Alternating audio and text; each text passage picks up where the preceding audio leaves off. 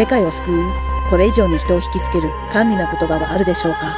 前回までエレンは北欧神話の大英雄スビクダブ、運命の花嫁メングロズをミカサとヒストリアと解説してきた。今回はそのメングロズのセリフをなぜかエレナが言っていることについて解説する。先にショートの59番から67番を見て。愛する者と愛される者の名が熊とされた出会い、これ以上に甘美なものがありましょうか。これはメングロズのセリフ、続けて回想のセリフも少し思い出してみませんか。エレナも改装している。一体私とあなたたちの何が違うというのでしょう。エレナもメングロズだって意味。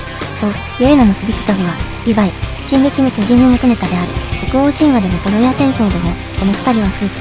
トロヤ戦争については動画の2番を見て。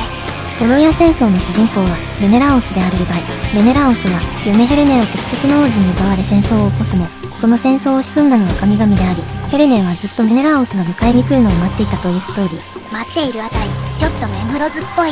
つまり、リヴァイは第二のスビクタブであり、エレナもメングロズなんだ。みんな何かの奴隷だった。お前はなんだ。リヴァイはケニーに導かれ、心臓を捧げるべき運命の花嫁を探していた。あの時点ではその相手はエルヴィン団長であったはずだけども、その後登場したのが金髪の高身長の男装の霊人イレナ。イレナはエルヴィン同様品があり、クシェル同様操作を持って紅茶を飲んだ。ビビってんじゃねえよ、舐められるだろが。けれどもイレナはすでに安楽死計画に夢中。お前モテねえだろ。イレナはマーレに失望していた時、安楽死計画に出会ってしまい、自ら安楽死計画の女神となり、義勇兵を引き連れ殺しました。暴力を止めるための暴力行為がイレナを蝕んでいったはず。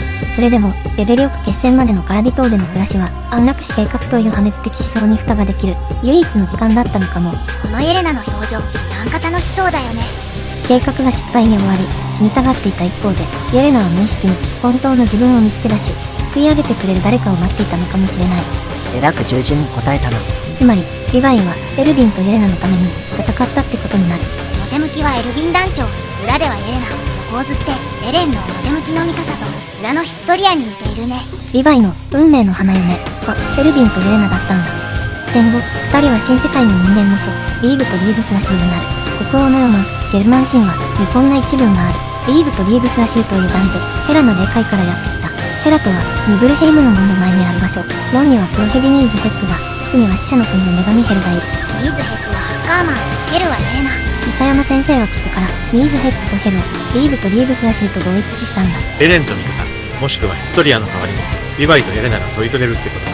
メンルーズとは首飾りを喜ぶ女というが、イエレナの場合それはアブ飾りだったのかも。